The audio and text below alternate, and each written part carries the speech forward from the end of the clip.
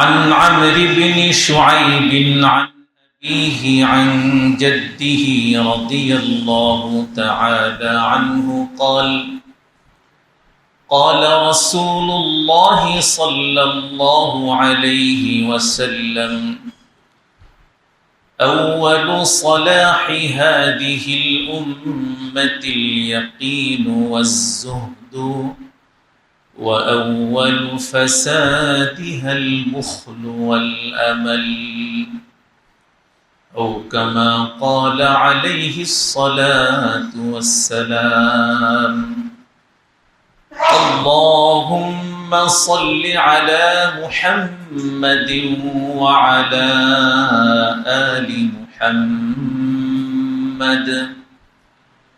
كما صليت على إبراهيم وعلى آل إبراهيم إنك حميد مجيد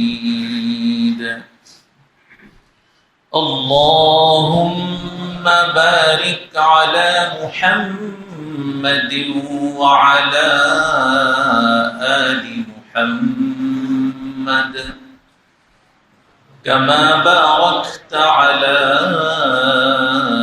إبراهيم وعلى آل إبراهيم إنك حميد مجيد तेरे सीने में दम है दिल नहीं है तेरा दिल गर्मिए महफिल नहीं है मोहब्बत का जुनून बाती नहीं है मुसलमानों में खून बाकी नहीं है अगर मुल्क हाथों से जाता है जाए तू अहकामे हक से ना कर बेवफाई मुहतरम उपस्थिति महान अल्लाह पाक रब्बुल आलमीনের দরবারে লাখো কোটি শুকরিয়া জ্ঞাপন করছি যিনি তার অগণিত অসংখ্য বান্দাগণের মধ্য হতে আমাদের কিছু সংখ্যক বান্দাগণকে পছন্দ মোহাব্বত করে ভালোবেসে তার প্রেমের বন্ধনে আবদ্ধ করে দুনিয়ার শ্রেষ্ঠতম জায়গা মসজিদে সালাতুল ইশা জামাতের সাথে আদায় করার পর মাসিক ইসলাহি মজলিসে নিজেদের আত্মশুদ্ধির লক্ষ্যে কোরআন সুন্নাহের আলোকে কিছু কথা পরস্পরের মাঝে মুযাকারা করার জন্য ধৈর্যের সাথে বসার তৌফিক দান করেছেন কালিমাতুশ শুকর আদায় করে বলি আলহামদুলিল্লাহ। আজকের আলোচ্য বিষয় হলো প্রিয় জান ও মালের মোহ আল্লাহর আনুগত্যের পথে বাধা ও মুক্তির উপায়। আলোচ্য বিষয়কে সামনে রেখে আপনাদের সামনে আয়াতে কারীমা তিলাওয়াত করেছি। তিলাওয়াতকৃত আয়াতে কারীমা মহান আল্লাহ পাক রব্বুল আলামিন এক বিশেষ প্রেক্ষাপটে নাজিল করেছেন। আয়াতে কারীমার প্রেক্ষাপট ভালোভাবে বুঝে তা থেকে শিক্ষা গ্রহণ করার জন্য শুরুতেই ভূমিকার কয়েকটি কথা সংক্ষিপ্তভাবে আপনাদের খেদমতে পেশ করার চেষ্টা করব। ওয়ামা তাওফীকি ইল্লা বিল্লাহ, সকলেই বলেন আমিন। ভূমিকার প্রথম কথা হলো আল্লাহ পাক রব্বুল আলামিন আমাদেরকে যে সকল নিয়ামত দিয়েছেন এর মধ্যে দুইটি নিয়ামত এমন আছে যেই দুইটি নিয়ামত আমাদের সকলের কাছে সকল নিয়ামতের চাইতে বেশি প্রিয়। দুইটি নিয়ামত। এক নম্বর আমাদের জান, দুই নম্বর আমাদের সম্পদ মাল। এই দুইটি নিয়ামত অধিকাংশ মানুষের কাছে অন্যান্য সকল নিয়ামতের চাইতে বেশি প্রিয়।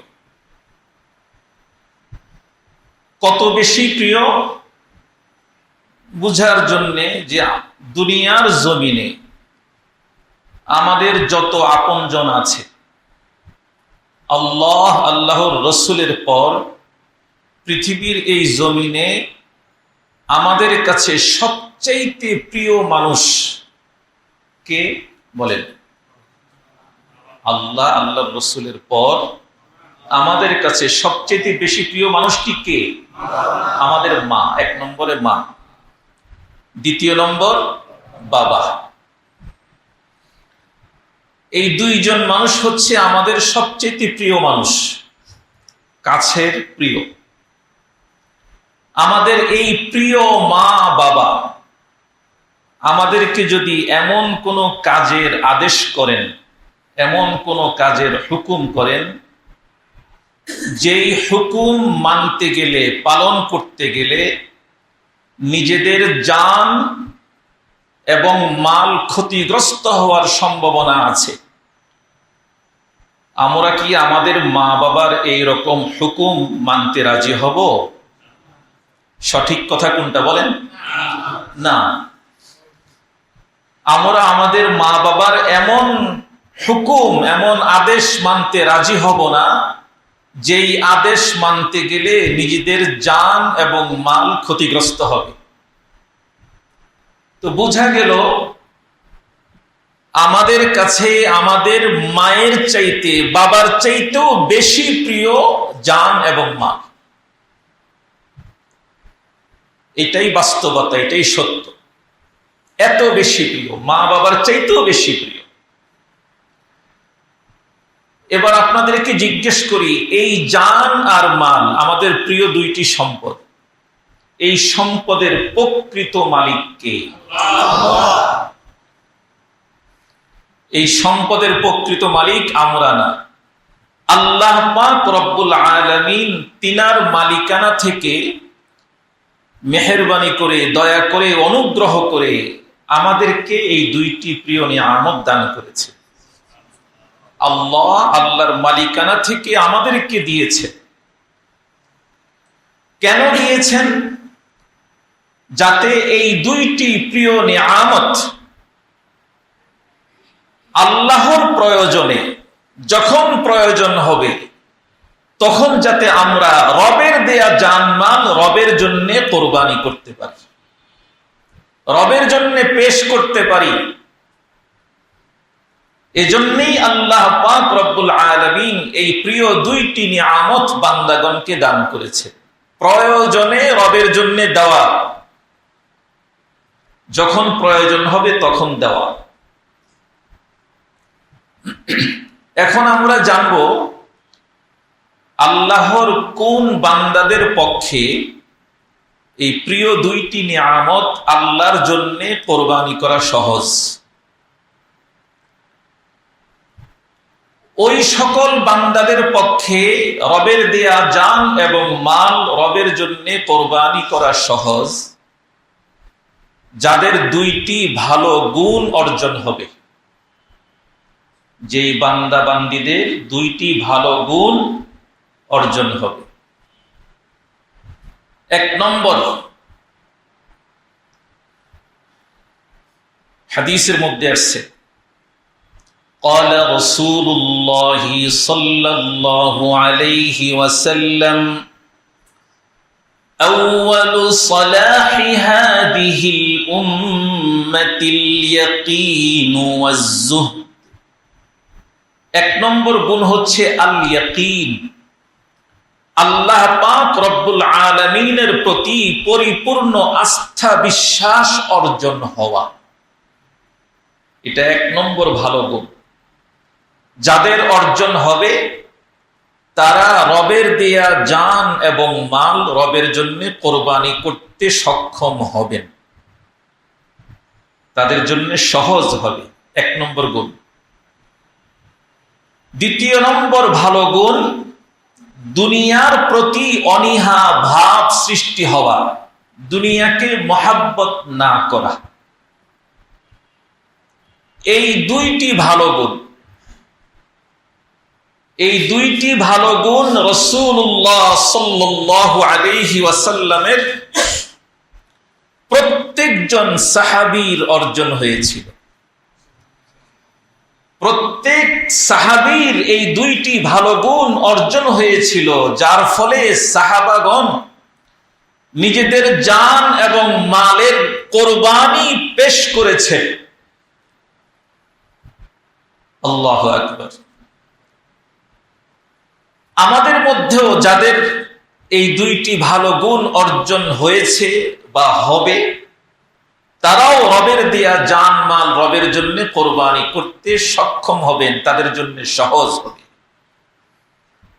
আল্লাহর হাবিবের একজন প্রসিদ্ধ সাহাবী, আমরা সবাই ঘটনাও জানি, হযরত বিলাল রাদিয়াল্লাহু তাআলা আনহু, যিনি মক্কা নগরীতে লালিত পালিত হয়েছে। বনু আব্দুদ্দার গোত্রের কিছু এতিম বালকের খাদেম ছিলেন হযরত বিলাল রাদিয়াল্লাহু তাআলা আনহু। মুশরিক সরদার উমাইয়া ইবনে খালফের গোলাম ছিলেন। তো হযরত বিলাল রাদিয়াল্লাহু তাআলা আনহু, তিনার দিলের একটা তামান্না, আকাঙ্ক্ষা ছিল, দুনিয়ার জমিনের অশান্তি, চতুর্দিকে অশান্তি, ফিতনা, ফাসাদ, এগুলো দেখে তিনি মনে মনে আল্লাহর কাছে কামনা করতেন যে আল্লাহ, এমন একজন মহামানবের আগমন যদি ঘটতো, যার আগমনে সকল প্রকারের অশান্তি দূর হয়ে জমিনে শান্তি প্রতিষ্ঠিত হতো, এমন একজন মহামানবের আগমন যদি ঘটতো, হযরত বিলাল মনে মনে কামনা করতেন। এরই মধ্যে রাসূলুল্লাহ সাল্লাল্লাহু আলাইহি ওয়াসাল্লাম নবুয়ত প্রাপ্ত হলেন, তাওহীদের ইলান করলেন, লা ইলাহা ইল্লাল্লাহ, এই কালিমার দাওয়াত প্রকাশ্যে দিতে লাগলেন। এই দাওয়াত হযরত বিলাল পর্যন্ত পৌঁছে গেল। হযরত বিলাল রাদিয়াল্লাহু তাআলা আনহু এই আহ্বান শুনে, ইলান শুনে ছুটে গেলেন রাসূলুল্লাহ সাল্লাল্লাহু আলাইহি ওয়াসাল্লামের কাছে। আল্লাহর হাবিবকে গিয়ে বললেন, ইয়া রাসূলুল্লাহ, আমি ইসলাম কবুল করার জন্য আপনার কাছে এসেছি, ঈমান গ্রহণ করার জন্য আপনার কাছে এসেছি, আমাকে ঈমানের কালিমা পাঠ করান। তো আল্লাহর হাবিব হযরত বিলালকে ঈমানের কালিমা পাঠ করালেন। বিলাল সাক্ষী দিলেন, আশহাদু আল্লা ইলাহা ইল্লাল্লাহু ওয়া আশহাদু আন্না মুহাম্মাদান আবদুহু ওয়া রাসূলুহু।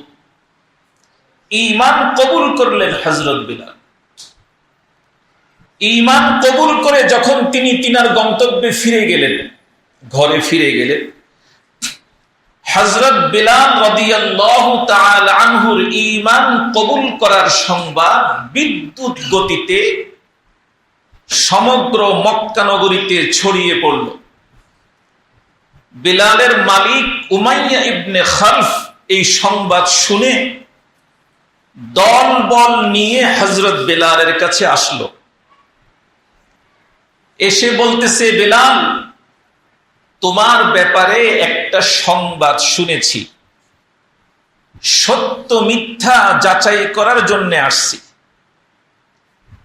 হযরত বিলাল বললেন, কি শুনেছেন, কি সংবাদ শুনেছেন আমার ব্যাপারে? উমাইয়া ইবনে খালফ বিলালের মালিক বলল, শুনেছি তুমি নাকি মুহাম্মাদের ধর্ম গ্রহণ করেছো, তার প্রতি ঈমান এনেছো, তার আনিত শরীয়ত গ্রহণ করেছো শুনলাম।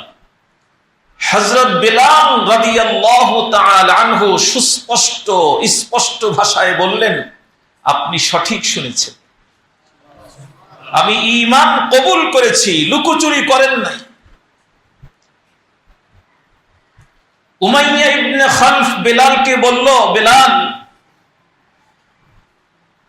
তুমি ইসলাম কবুল করার পূর্বে আমাদের কাছে যেভাবে নিরাপদ ছিলে, ইসলাম ছেড়ে দাও, ঠিক সেভাবে নিরাপদ থাকবে।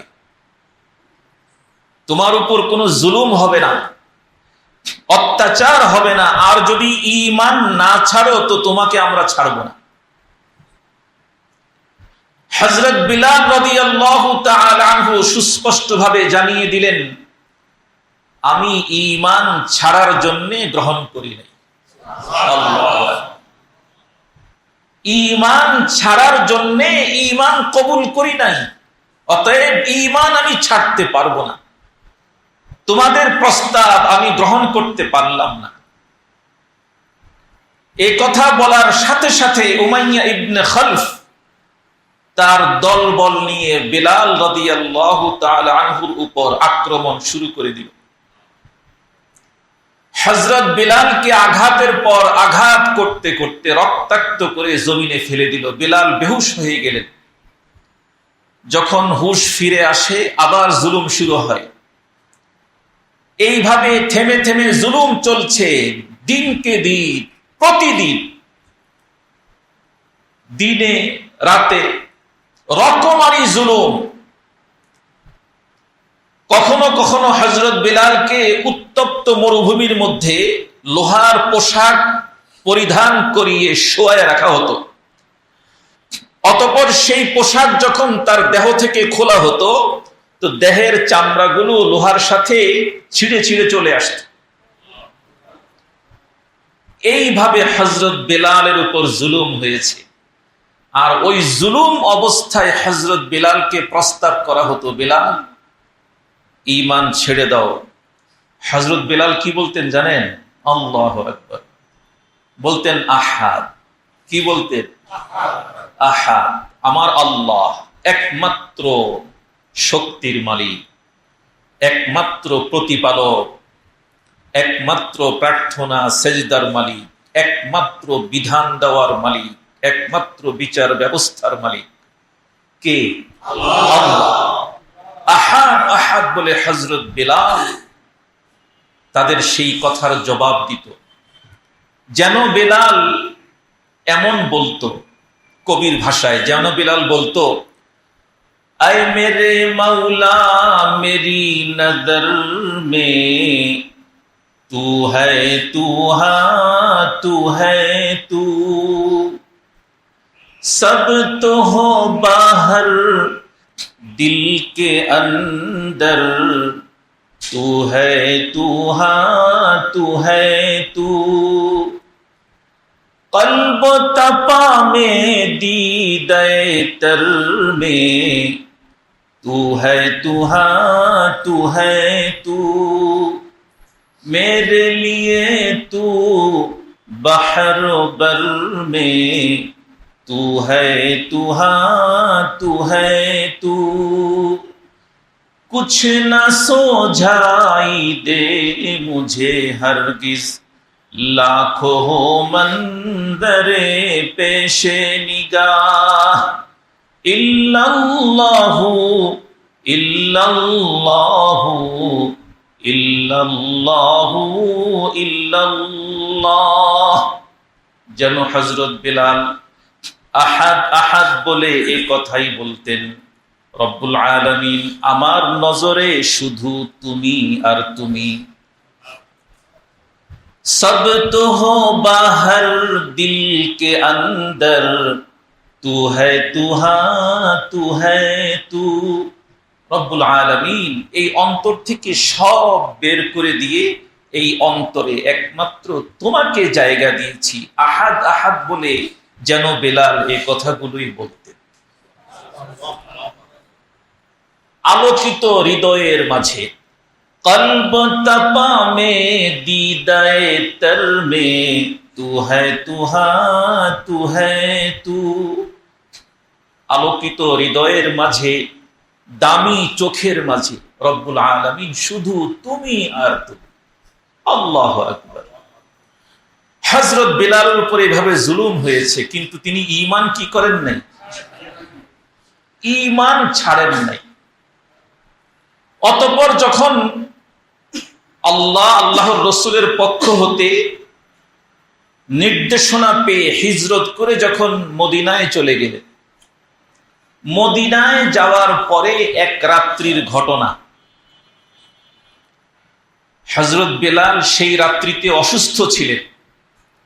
তিনি যেই তাঁবুর নিচে অবস্থান করছিলেন, রাত্রি যাপন করছিলেন, সেই তাঁবুর নিচে আরো দুইজন সাহাবী ছিলেন, হযরত আবু বকর সিদ্দিক রাদিয়াল্লাহু তাআলা আনহু, হযরত আমির রাদিয়াল্লাহু তাআলা আনহু।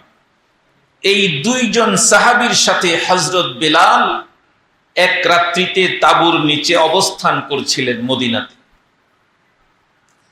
তো হযরত বেলাল অসুস্থতার কারণে তিনার ঘুম আসতেছে না, ঘুম আসে না। তো ঘুম না আসার ফলে তিনি মনের আবেগে, আনন্দে একটা কবিতা আবৃত্তি করতেছিলেন। আলা লাইতা শি'রি হাল আবিতান্না লাইলাতান বিফখিন ওয়া হাওলি ইজখারুন ওয়া জালিলুন ওয়া হাল আরিদনা ইয়াওমান মিয়াহা মিজান্নাতিন ওয়া হাল ইয়াবদুনা লি শামাতুন ওয়া তাফিলুন। হযরত বেলাল এই কবিতা আবৃত্তি করতেছিলেন মনের সুখে। বেলালের জবানে আবু বকর এই কবিতা শুনে আশ্চর্য হয়ে বেলালকে বললেন, বেলাল, কি ব্যাপার,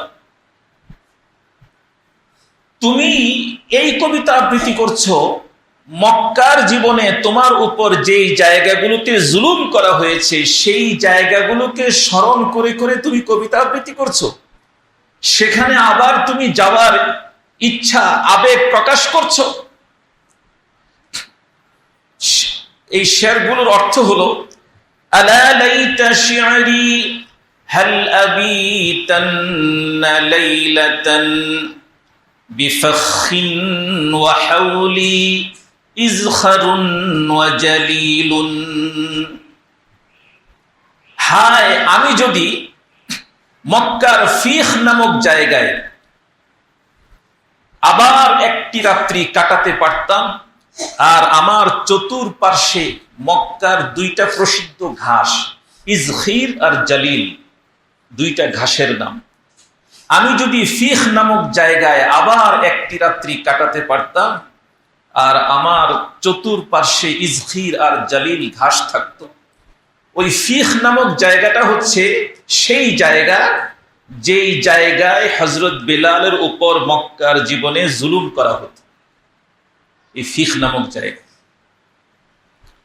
ওয়াহাল আরিদনা ইয়াওমান মিয়াহা মিজান্নাতিন, হায়, আমি যদি মিজান্না নামক জলাশয়, একটা জলাশয়ের নাম মিজান্না, হায়, আমি যদি মিজান্না নামক জলাশয়ে আবার নামতে পারতাম। এই জলাশয়ে, এখানেও হযরত বেলালের উপর জুলুম করা হতো।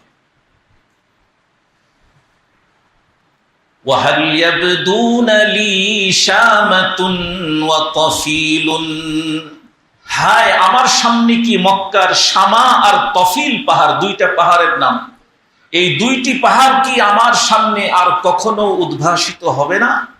অর্থাৎ এই দুই পাহাড়ের সামনে হযরত বেলালের উপর মক্কার জীবনে জুলুম করা হয়েছে। এই জুলুমের এই তিনটা জায়গাকে স্মরণ করে তিনি মনের আবেগে এই কবিতা আবৃত্তি করছিলেন। হযরত আবু বকর সিদ্দিক রাদিয়াল্লাহু তাআলা আনহু এই কবিতা শুনে আশ্চর্য হয়ে বেলালকে বললেন, জুলুমের জায়গাগুলোতে তুমি আবার যেতে চাও, কবিতা আবৃত্তি করছো। হযরত আবু বকর সিদ্দিক যখন এই কথা বললেন, তো হযরত বেলাল জবাব বললেন, আবু বকর, মক্কার এই জায়গাগুলোতে আমার উপর যখন জুলুম করা হতো মক্কার জীবনে, ওই জুলুম অবস্থায় ঈমানের যেই স্বাদ আমি পেয়েছিলাম, হিজরত করে মদিনায় আসার পর থেকে ঈমানের সেই স্বাদ আমি আর পাচ্ছি না। আল্লাহু আকবার। জুলুম যেখানে করা হয়েছে সেখানে তিনি ঈমানের স্বাদ পেয়েছেন, এই জন্য সেই জায়গায় আবার যাওয়ার জন্য আবেগ প্রকাশ করছে। আর সাধারণ নিয়ম তো এটাই, যেখানে জুলুম হয় সেখানে কেউ যেতে চায় না, কিন্তু যারা ঈমানের স্বাদ পেয়েছে তারা ঘুরে ঘুরে সেখানেই যেতে চায়। কোরআনে অনেক ঘটনা আছে এরকম, সেখানেই আবার যেতে চায়। তা হযরত বিলাল মজলুম হয়েছেন, জুলুমের শিকার হয়েছেন, আবার সেই জুলুমের জায়গায় যাওয়ার জন্য আবেগ প্রকাশ করছিলেন। এই কর্মগুলো, এই কাজগুলো বেলালের পক্ষে কিভাবে সম্ভব হয়েছে বলেন তো? ওই দুইটি ভালো গুণ বেলালের অর্জন হয়েছিল। মনে আছে না আপনাদের? দুইটি ভালো গুণ। এক নম্বর ভালো গুণ কি বলেন? আল্লাহ পাক রব্বুল আলামিনের প্রতি পরিপূর্ণ আস্থা বিশ্বাস হযরত বিলালের অর্জন হয়েছিল। আর দুনিয়ার প্রতি অনীহা ভাব সৃষ্টি হয়েছিল। দুনিয়াকে মহব্বত করেন নাই, দুনিয়ার উপর আখিরাতকে প্রাধান্য দিয়েছে। এক হাদিসের মধ্যে আসছে, আন আবি মুসা রাদিয়াল্লাহু তাআলা আনহু قال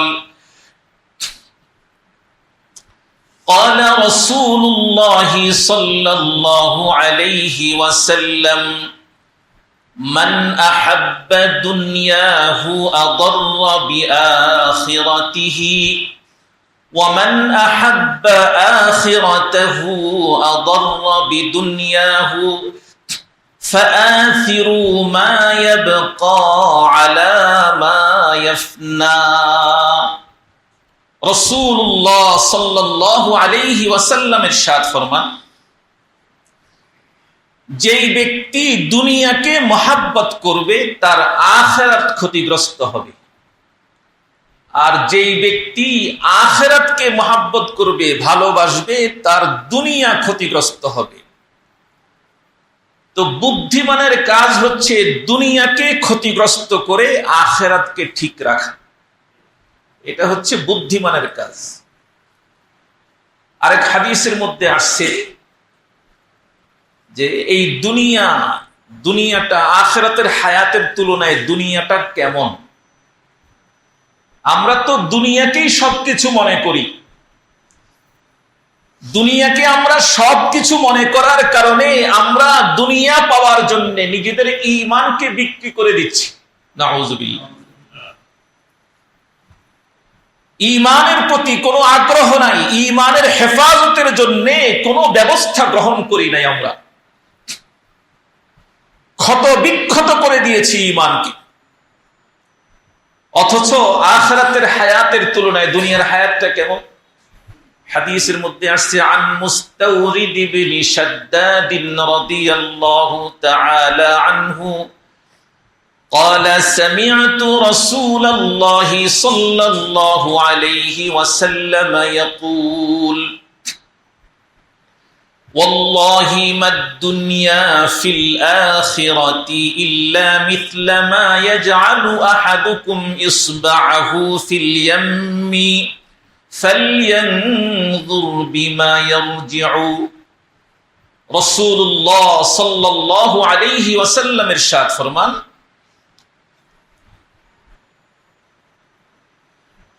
যে আখিরাতের হায়াতের তুলনায় দুনিয়ার হায়াতের দৃষ্টান্ত হচ্ছে এমন যে কোনো ব্যক্তি তার আঙ্গুল, হাতের আঙ্গুল সমুদ্রের মধ্যে চুবিয়ে অতঃপর সেই আঙ্গুলটা উঠিয়ে দেখুক আঙ্গুলের মাথায় কি পরিমাণ পানি আছে। কি পরিমাণ? সামান্য এক ফোঁটা পানি। আখিরাতের হায়াতের তুলনায় দুনিয়ার অবস্থা হচ্ছে এমন, বরং তার চাইতেও নিকৃষ্ট। অন্য হাদিসের মধ্যে আসছে, যেমন হযরত জাবের রাদিয়াল্লাহু তাআলা আনহু থেকে বর্ণিত হাদিস, আন্নান নবী সাল্লাল্লাহু আলাইহি ওয়াসাল্লাম মাররা বিজাদিন আসাক্কা মাইয়িতিন قال أيكم يحب أن هذا له بدرهم রাসূলুল্লাহ সাল্লাল্লাহু আলাইহি ওয়াসাল্লাম সাহাবাদেরকে নিয়ে রাস্তা দিয়ে হেঁটে যাচ্ছিলেন। যাওয়ার পথে রাস্তার পাশে একটা মৃত কান কাটা মৃত ছাগল ছানা পড়েছিল, ছাগলের বাচ্চা, মৃত, মরা। আল্লাহর হাবিব ওই মৃত ছাগল ছানাটাকে দেখিয়ে সাহাবাদেরকে বললেন, আইয়ুকুম ইউহিব্বু আন্না হাযা লাহু বিদিরহামিন, এই মৃত ছাগল ছানাটাকে তোমাদের মধ্যে 1 দিরহামের বিনিময়ে কে কিনতে পছন্দ করবে? ফাকালু মা নুহিব্বু আন্নাহু লানা বিশাইইন, সকল সাহাবী বললেন, ইয়া রাসূলুল্লাহ, আমরা কোনো কিছুর বিনিময়ে এই মৃত ছাগল ছানাটাকে কিনতে পছন্দ করব না, অর্থাৎ এটা কিনবো না আমরা।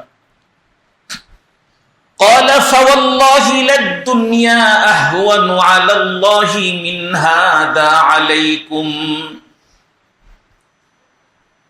আল্লাহর হাবিব বলতেছেন, এই মৃত ছাগল ছানাটা তোমাদের কাছে যেভাবে অপ্রিয় অপছন্দনীয়, এই দুনিয়াটা আল্লাহর কাছে এই মৃত ছাগল ছানাটার চাইতে আরো বেশি নিকৃষ্ট, বেশি অপছন্দনীয়। অর্থাৎ দুনিয়ার মূল্য আল্লাহর কাছে এই ছাগল ছানার চাইতে কম। আরেক হাদিসের মধ্যে আসছে, প্রসিদ্ধ, আপনারা জানেন হাদিস, রাসূলুল্লাহ সাল্লাল্লাহু আলাইহি ওয়াসাল্লাম ইরশাদ ফরমান, লাউ কানাতিদ দুনিয়া তা'দিলু ইনদাল্লাহি জানাহা বাউদাতিন মা সাকা কাফিরাম মিনহা শারবাতান। আল্লাহর হাবিব ইরশাদ ফরমান যে আল্লাহ পাক রব্বুল আলামিনের নিকট এই পৃথিবীর মূল্য, দুনিয়ার মূল্য যদি একটা মশার ডানা পরিমাণ থাকতো। আচ্ছা, মশার ডানার কোনো মূল্য আছে? বলেন না। পূর্ণ মশাটা, পরিপূর্ণ মশাটার কোনো মূল্য আছে আমাদের কাছে? আল্লাহর হাবিব বলেন যে আল্লাহ পাক রব্বুল আলামিনের নিকট এই পুরা পৃথিবীর মূল্য যদি একটা মশার ডানার পরিমাণ হতো, তো আল্লাহ পাক এই জমিনে কোন কাফেরকে 1 ঢোক পানিও পান করতে দিতেন না, 1 ঢোক পানিও পান করতে দিতেন না। হ্যাঁ, তাহলে 2টা ভালো গুণ আমাদের অর্জন করতে হবে, আল্লাহর প্রতি আস্থা বিশ্বাস আর দুনিয়ার প্রতি অনীহা ভাব। যে দুনিয়াকে ভালোবাসবে না, রবের প্রতি তার আস্থা বিশ্বাস অর্জন হয়েছে, এটা সাব্যস্ত হবে। সে ঈমানদার, পরিপূর্ণ ঈমানের ভিতরে আছে, এই কথা সাব্যস্ত হবে। আল্লাহ, সংক্ষিপ্ত ভাবে বলি, হযরত খুবাইবের নাম শুনছেন না? এক সাহাবী হযরত খুবাইব রাদিয়াল্লাহু তাআলা আনহু, তিনি জানের কোরবানি পেশ করছেন। অনেক লম্বা ঘটনা।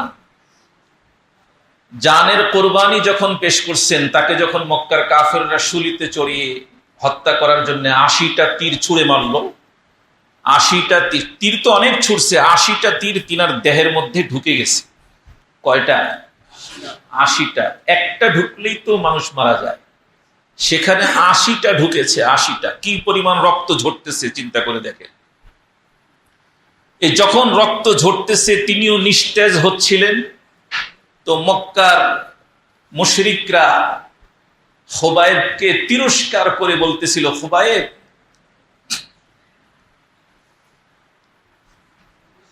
তুমি কি তোমার জায়গায় মুহাম্মদ সাল্লাল্লাহু আলাইহি ওয়াসাল্লামকে পছন্দ করবে?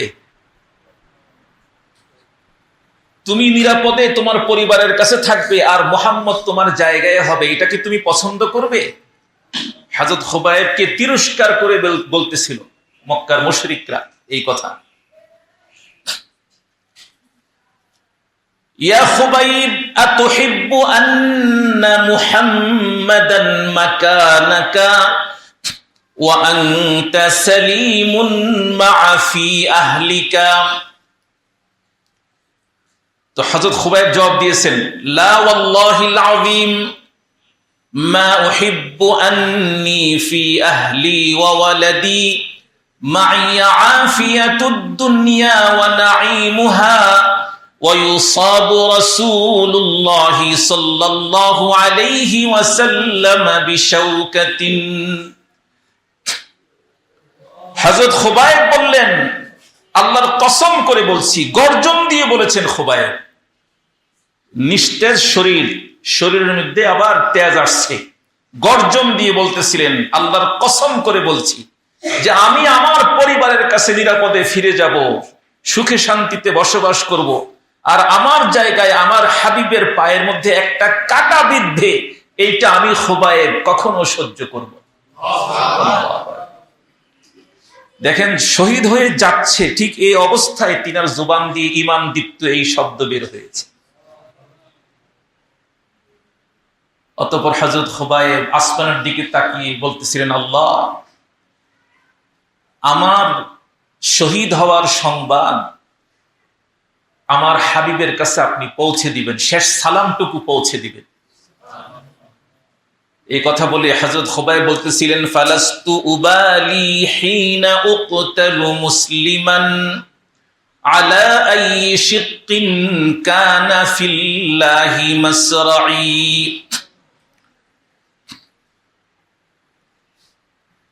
রবের তরে মরছি আমি, আমার নেই কোনো ভয়, রবের জন্য জীবন দিচ্ছি, চাই না দিক নির্ণয়। শহীদ হয়ে গেছেন খুবাইব। কেন শহীদ হয়েছেন?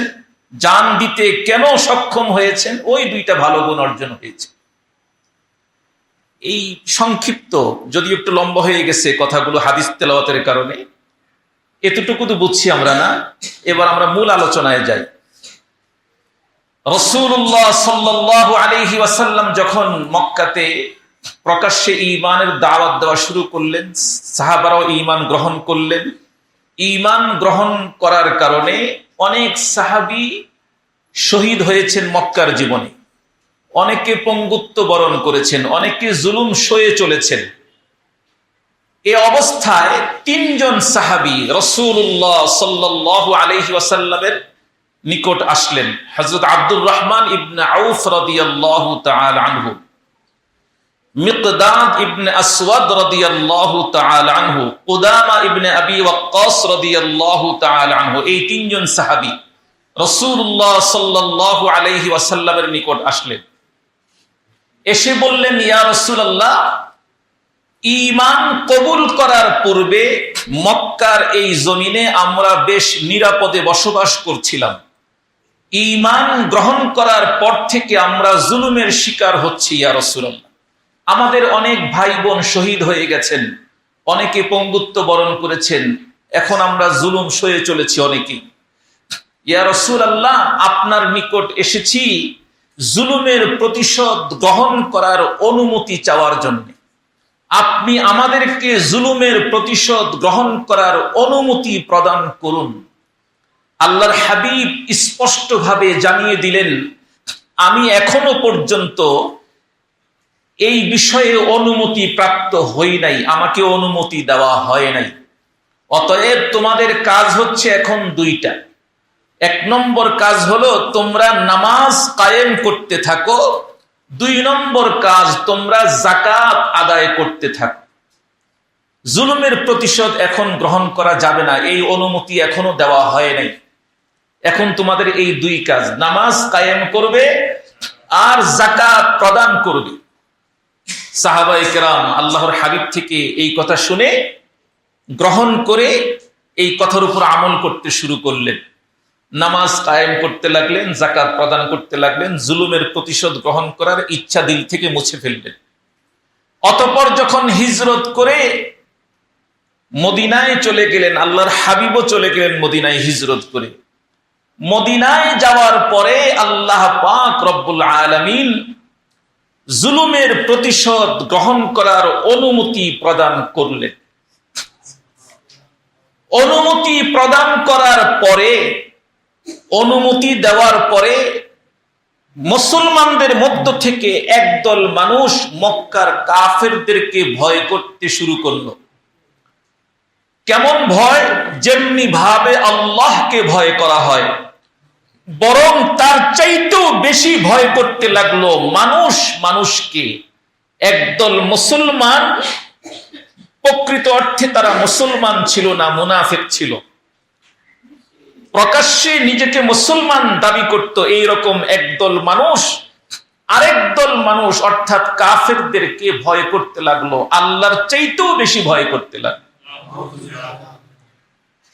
আউযু বিল্লাহি মিনাশ শাইতানির রাজীম। এই ঘটনার প্রেক্ষিতে আয়াতে কারিমা নাযিল হয়েছে। আউযু বিল্লাহি মিনাশ শাইতানির রাজীম। ألم تر إلى الذين قيل لهم كفوا أيديكم وأقيموا الصلاة وآتوا الزكاة। আল্লাহ পাক রব্বুল আলামিন বলেন, ও আমার হাবিব, আপনি কি তাদেরকে দেখেন নাই যাদেরকে বলা হয়েছিল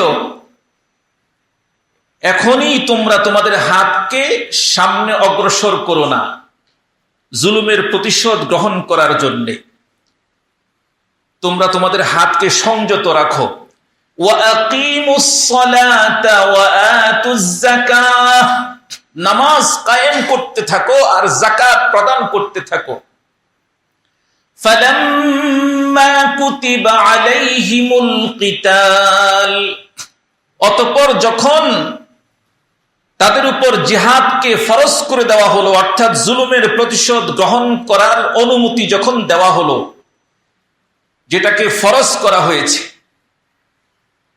ইদা ফারিকুম মিনহুম ইয়াখশাউনান নাস, তাদের মধ্য থেকে একদল মানুষ মানুষকে ভয় করতে শুরু করলো, অর্থাৎ মুনাফিকরা মুশরিকদেরকে ভয় করতে লাগলো।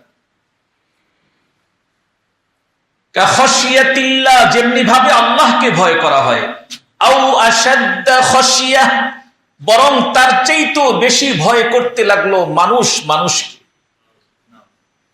ভয় করতে লাগলো। অতঃপর আল্লাহর কাছে প্রার্থনা করতে লাগলো। কি প্রার্থনা জানেন? ওয়াকালু রাব্বানা লিমা কাতাবতা আলাইনাল কিতাল, রব্বুল আলামিন, আপনি এখনই কেন আমাদের উপর এই কিতালকে ফরজ করে দিলেন? জুলুমের প্রতিশোধ গ্রহণ করা, জিহাদ করা এখনই কেন ফরজ করে দিলেন? লাউলা আখরতানা ইলা আজালিন করিব, যদি আমাদেরকে আর কিছুদিন অবকাশ দিতেন, সুযোগ দিতে, এখনই কেন ফরজ করে দিলেন? কথা কি বুঝতেছেন আপনারা? দেখেন, নিজেকে মুসলমান দাবি করতেছে, ঈমান প্রকাশ করতেছে, ঈমানের পরিচয় দিচ্ছে, ঈমানের পরিচয় দানকারী, মুসলমান পরিচয় দানকারী একদল মানুষ আল্লাহ পাক যখন হুকুম করেছেন, আদেশ করেছেন ময়দানে যাওয়ার জন্য, জুলুমের প্রতিশোধ গ্রহণ করার জন্য, তখন আল্লাহর এই আদেশ মানার জন্য তারা রাজি হয় নাই। আল্লাহর এই আদেশ মানতে তারা রাজি হয় নাই। কেন? ওই জান আর মালের মহাব্বত, ভালোবাসা। জান আর মাল, যেই জান আর মালের প্রকৃত মালিককে আল্লাহ। যখন প্রয়োজন মনে করেছেন তখন আল্লাহ পাক হুকুম নাজিল করেছেন, আমি তোমাদের উপর এইটাকে ফরজ করে দিলাম, জানের কোরবানি পেশ করা, এটা ফরজ করে দিলাম, যাও কিতাল ফরজ করে দিলাম, জানের কোরবানি পেশ করো। যখন প্রয়োজন হয়েছে আল্লাহ পাক তখন হুকুম করেছেন, কিন্তু রবের এই হুকুম মানতে তারা রাজি হয় নাই। কেন জানেন? তাদের দুইটা ভালো গুণ অর্জন হয় নাই, বরং দুইটি মন্দ গুণ অর্জন হয়েছিল। কি বলেন? দুইটি মন্দ গুণ অর্জন হয়েছে, ভালো গুণ অর্জন হয় নাই। রবের প্রতি পরিপূর্ণ আস্থা বিশ্বাস তাদের অর্জন হয় নাই। দুনিয়ার প্রতি অনীহা ভাব দিলের মধ্যে সৃষ্টি হয় নাই, বরং কি হয়েছে? وأول فسادها البخل والأمل। হাদিসের দ্বিতীয় অংশ, দুইটি মন্দ গুণ অর্জন হয়েছিল। এক নম্বর মন্দ গুণ হলো কৃপণতা। কি? আমরা তো কৃপণ মনে করি যে খাওয়ায় না, ঠিক মতো পড়ায় না, হ্যাঁ, খরচ করে না, এটাকে আমরা কৃপণ। না না, আসল কৃপণ কে জানেন? রবের হুকুম মানা যারা মানতে চায় না, নবীর সুন্নত নির্দেশনা যারা মানতে চায় না, এখানে তাদেরকেই কৃপণ বলা হয়েছে। কথা কি বুঝতেছেন আপনারা? এক কথায় ঈমানের মিসকিন, আকীদার মিসকিন, ইবাদতের মিসকিন। আল্লাহ হুকুম করেছেন, আল্লাহর হুকুম মানতে রাজি না, কৃপণতা। আল্লাহর হুকুম মানার ব্যাপারে কৃপণতা, নবীর সুন্নত মানার ব্যাপারে কৃপণতা। এই এক নম্বর মন্দ গুণ, কৃপণতা। ওয়াল আমাল, দ্বিতীয় নম্বর মন্দ গুণ, দীর্ঘ স্বপ্ন আশা। এখন যদি ময়দানে চলে যাই আল্লাহর হুকুম অনুযায়ী জান দেওয়ার জন্যে, তাহলে তো আমার তো অনেক স্বপ্ন, এখনো তো ঘর বাড়ি কিছুই করি নাই, মাত্র সম্পদ উপার্জন করেছি, জায়গা কিনেছি, ঘরের কাজ ধরব। ঘর হয়েছে, এখনো তো গাড়ি কিনি নাই, গাড়ির প্রয়োজন, একটা গাড়ি লাগবে। কত স্বপ্ন, সন্তানকে নিয়ে স্বপ্ন, আপনজনকে নিয়ে স্বপ্ন, হ্যাঁ, কত স্বপ্ন। এই দুইটি মন্দ গুণ যেই বান্দার অর্জন হয়েছে, ওই বান্দা রবের দেয়া জান মাল রবের জন্য কোরবানি করতে পারবে না। এক নম্বর মন্দ গুণ কৃপণতা। কিসের? ইবাদতের ব্যাপারে কৃপণতা, আল্লাহর হুকুম নবীর সুন্নত মানার ব্যাপারে কৃপণতা। দুই নম্বর দীর্ঘ স্বপ্ন আশা। এই দুইটি মন্দ গুণ ওই লোকগুলোর অর্জন হয়েছিল। এই জন্য আল্লাহর কাছে বলেছে, وَقَالُوا رَبَّنَا لِمَا كَتَبْتَ عَلَيْنَا الْقِتَالَ। এখনই কেন আল্লাহ আমাদের উপর আপনি কিতালকে ফরজ করে দিলেন? লাউলা আখরতানা ইলা আজালিন করিব। যদি আমাদেরকে আরো কিছুদিন অবকাশ দিতেন, সুযোগ দিতেন। আল্লাহ পাক রব্বুল আলামিন তাদের এই কথার জবাবে, তারা যেই প্রার্থনা করেছে, তাদের এই প্রার্থনার জবাবে, এই কথার জবাবে যেই কথাটা বলেছেন, আলোচনার মূল কথাই হচ্ছে সেটা। আল্লাহ পাক তাদের এই কথার জবাবে কি বলেছেন জানেন? রব্বুল আলামিন বলেন, কুল, হে নবী আপনি বলুন, মাতাউদ দুনিয়া কলিল, দুনিয়ার ভোগ এটা অতি সামান্য। মাতাউদ দুনিয়া কলিল, দুনিয়ার ভোগ এটা অতি সামান্য। ওয়াল আখিরাতু খায়রুল লিমান ইত্তাকা, আর মুত্তাকিদের জন্য আখিরাতের হায়াত হচ্ছে উত্তম হায়াত। সুবহানাল্লাহ। দুনিয়ার ভোগ এটা অতি সামান্য, অতি সামান্য ভোগ। এই অতি সামান্য ভোগের জন্য হায় হায়, পদে পদে কদমে কদমে ঈমান বিক্রি করতেছি আমরা। আল্লাহ, একটা হাদিস বলি আপনাদের সামনে। عن أنس رضي الله تعالى عنه قال قال رسول الله صلى الله عليه وسلم هل من أحد يمشي على الماء إلا ابتلت قدماه। রাসূলুল্লাহ সাল্লাল্লাহু আলাইহি ওয়াসাল্লাম সাহাবায়ে কেরামকে জিজ্ঞেস করলেন, কোন ব্যক্তি যদি পানির মধ্যে হাঁটে তার পা কি শুষ্ক থাকবে? কোন ব্যক্তি যদি পানির মধ্যে হাঁটে তার পা কি শুষ্ক থাকবে? ক্বালু লা ইয়া রাসূলুল্লাহ, সাহাবায়ে কেরাম বললেন, না ওগো আল্লাহর হাবিব, তার পা শুষ্ক থাকবে না। অতঃপর রাসূলুল্লাহ সাল্লাল্লাহু আলাইহি ওয়াসাল্লাম ইরশাদ ফরমান, ক্বালা কাযালিকা সাহিবুদ দুনিয়া লা ইয়াসলামু মিনাদ দুনুব। যেই ব্যক্তি দুনিয়া নিয়ে চলবে, দুনিয়াদার ব্যক্তির অবস্থা হচ্ছে এমন, যে দুনিয়া নিয়ে চলবে সে কখনো গুনাহ মুক্ত থাকতে পারবে না। নাউজুবিল্লাহ। যে দুনিয়া নিয়ে চলবে, দুনিয়ার স্বপ্ন নিয়ে যে চলবে, সে কখনো গুনাহ মুক্ত থাকতে পারবে না। কবি বলেন, ওয়ালা খায়রা ফিদ দুনিয়া লিমান লাম ইয়াকুন লাহু মানিল্লাহু ফি দারিল মাকামি নাসিবু। যেই বান্দার জন্য, আমার আলোচনা শেষ, এই শেরটার তর্জমা করে শেষ করে দিচ্ছি। ওয়ালা খায়রা ফিদ দুনিয়া লিমান লাম ইয়াকুন লাহু মানিল্লাহু ফি দারিল মাকামি নাসিবু। فإن تعجب الدنيا رجالا فإنها متاع قليل والزوال قريب। কবি বলেন,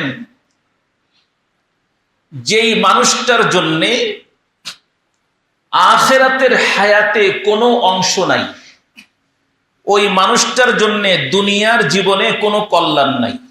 আবার বলি, যেই মানুষটার জন্য আখিরাতের হায়াতে কোনো অংশ নাই, ওই মানুষটার জন্য দুনিয়ার জীবনে কোনো কল্যাণ নাই। যদিও দুনিয়ার চাকচিক্য সৌন্দর্য মানুষকে খুব আকৃষ্ট করে, টানে, কিন্তু এর ভোগ অতি সামান্য আর এর ধ্বংস অতি নিকটবর্তী। আল্লাহ পাক রব্বুল আলামিন আমাদের সকলকে যে কথাগুলো শুনলাম বুঝে আমল করার তৌফিক দান করুন। দুইটা ভালো গুণ অর্জন করে দুইটা মন্দ গুণ ছেড়ে দেওয়ার যোগ্যতা তৌফিক দান করুন। আমিন। ওয়া আখিরু দাওয়ানা আনিল হামদুলিল্লাহি রাব্বিল আলামিন।